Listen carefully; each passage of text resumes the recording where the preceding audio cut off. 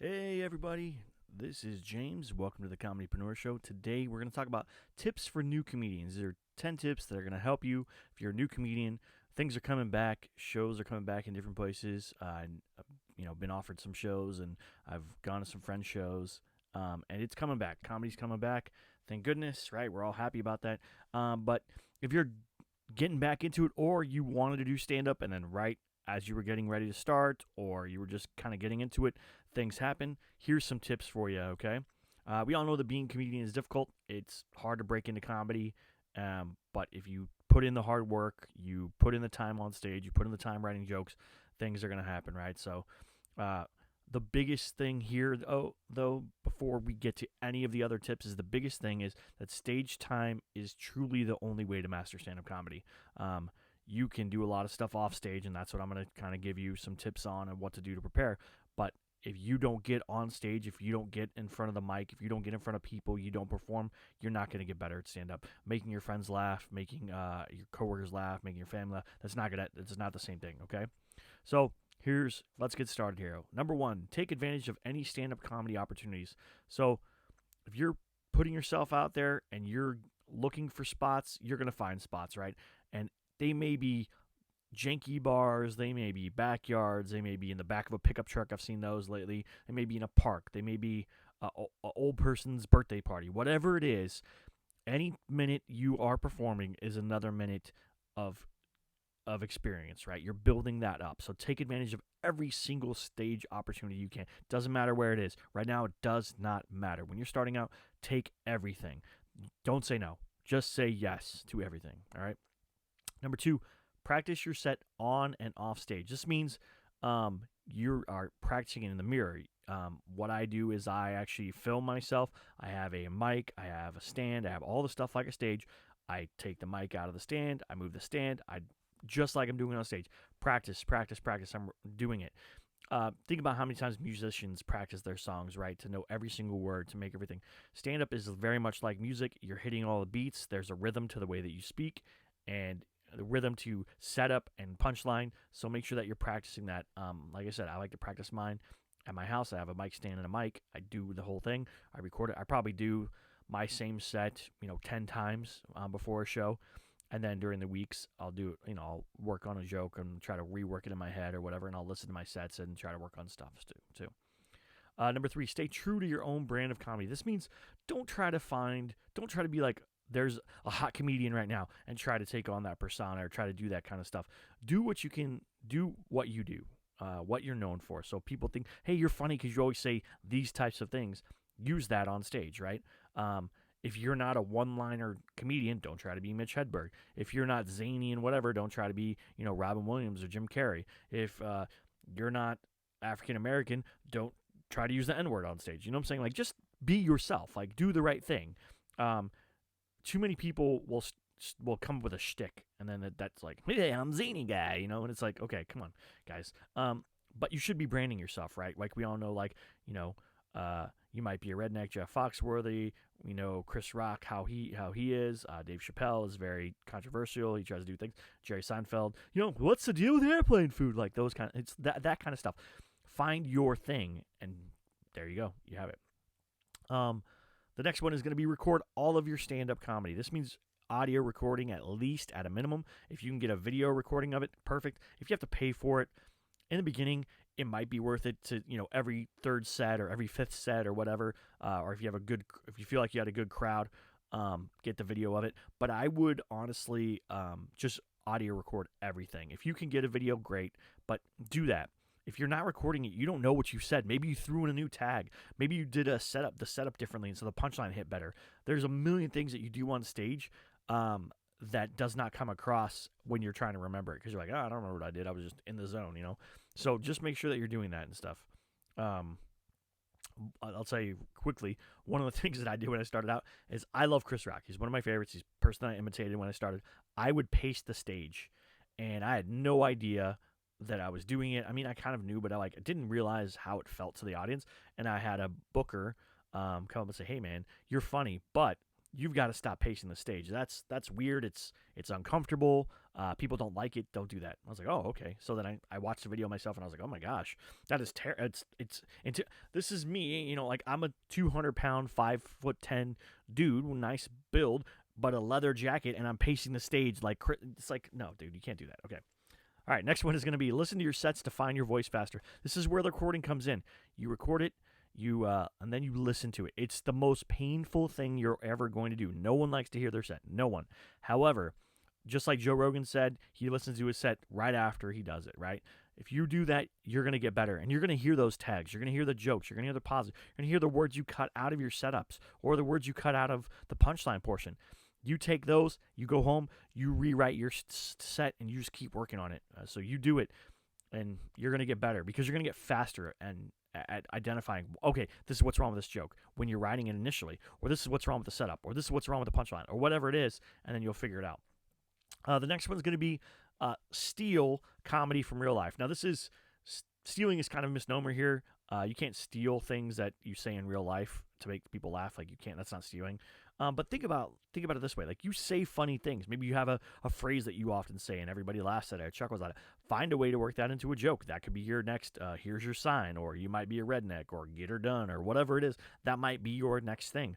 So find that out, and that's your goal. That you're going to build something around that. Roseanne was the domestic goddess, so just like Rodney Dangerfield, like, can't get no respect. If you do those things, you find your shtick, your little thing.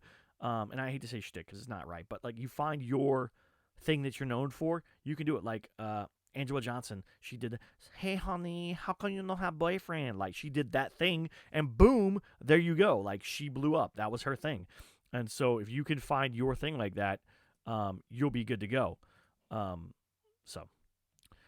next one's going to be always have a way to record ideas. By the way, that was a terrible Andrew Johnson impression. I'm so sorry that I did that. I apologize to you guys. That was terrible. But you know what I'm saying. She did the nail salon lady, and I love that. Like, everyone loved that, and it blew up.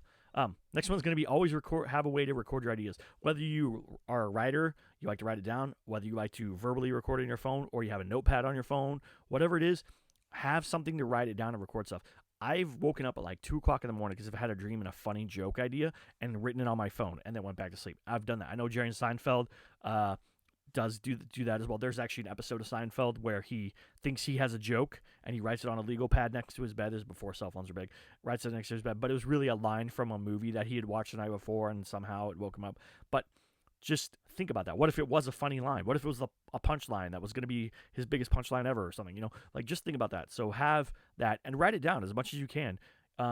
If you're driving, record it. Say, hey, hey Siri, and record your thing, or what? Hey Google, or whatever it is, whatever your thing is, and record it.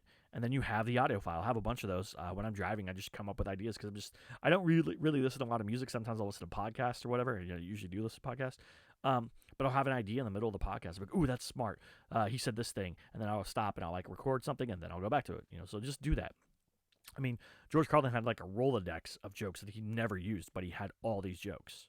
Next one's going to be study comedians and comedy specials. This is a big one. Everybody, wants to be Seinfeld, Chris Rock, Kevin Hart, whoever your favorite comedian is, right? Everyone wants to be that person. And so if you study them, you're only going to get better. It's like how football players, baseball players, sports players study plays and old plays and other things. Like boxers study other boxers and MMA fighters study MMA fighters. Like, all these people do it. These are like the Super Bowls of stand-up. So go out there and watch them. You could be watching, Eddie Murphy's original special. It could be, I love watching old Steve Martin. Like, he's one of my favorites to watch. And I'm not anywhere like him, but I always pick up something. So do that and just study, because you're going to learn something. A nugget, even if there's a nugget, if there's a 1% increase in your stand-up every single year or every single month or every single time you get on stage, you're going to get better and you're going to become awesome, right? All right. The next one's going to be make your comedy about what you think is funny. What you think is funny. Don't try to buy into like, okay, when Trump first got elected, everybody had a Trump joke. Everybody. I heard more Trump jokes than I'm tired of them. Like, if he gets elected, I'm tired. I don't want to hear any more Trump jokes. I mean, for me, that's too much.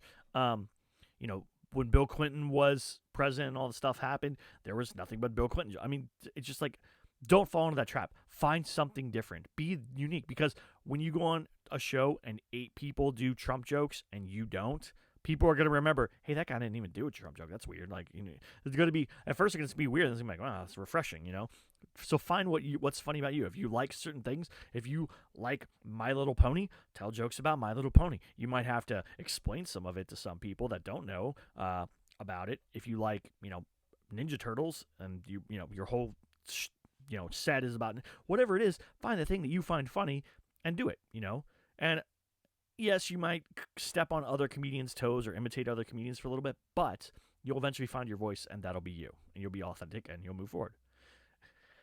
And the next one, which is funny for me to end on this, is basically learn brevity and the economy of words. This means just keeping everything short and sweet. Nice, tight setup, nice, tight punchline. Then you get laughs. Nice, tight setup, nice, tight punchline. Then you get laughs. Add a few tags in there. Boom, boom, boom. Your stuff's tight. As long as you keep it tight, short sentences. If your setup is more than 2 sentences, start cutting. You want it to be under 2 sentences. If it's a whole story and there's no jokes in it, and then the last thing is a punchline, but it took you 5 sentences or 2 minutes to get there, or a minute, it's like, dude, when you get on stage, your first laugh should be right away. You should say something right away. As soon as you get to the microphone, boom, get you the laugh. And this could be one of those things from the last comedian, like something they ended on that people laughed on, you heard when you were waiting, and you say something to that effect, or you relate something that happened to you on the way in, and it's brief. I did a joke and someone was talking about leaving something in the parking lot or whatever, and I came to stage and everybody laughed at our joke. So I got on stage. I said, I'm so glad somebody found that. I've been looking for it for days. Boom. Done, right? We've already got the laugh. Now we're into it. Now I can start my set. But I've already won them over. They've already laughed at, like, oh, he gets it. He's funny. He knows. Like, they're already buying into who you are. So make sure that you do that. And then you just keep your set tight. Hit them with the jokes. Hit them with the taglines. Hit them with the punchlines. Boom, boom, boom. You win, right? That's all you got to do. Quick, fast punchlines without stepping on laughs. You're going to be fine. So I hope that helps. I hope that these help you find success quickly. Go back through them. Listen. Watch. You're going to find the little things that make you better. And like I said, if you just tweak it a little bit every single time you're on stage, or every single time you're working on a joke, or every single time you listen to your sets, you're going to get so much better. So I appreciate you guys listening to this. Please like and subscribe. We need more followers. This also is a podcast, so if you're watching it on YouTube, please check out the podcast. There's all the audios are there, so you can listen to them when you're driving, so you don't have to look at my ugly face. And then I hope that you enjoy it, and thank you again for watching. Have a great day. Bye.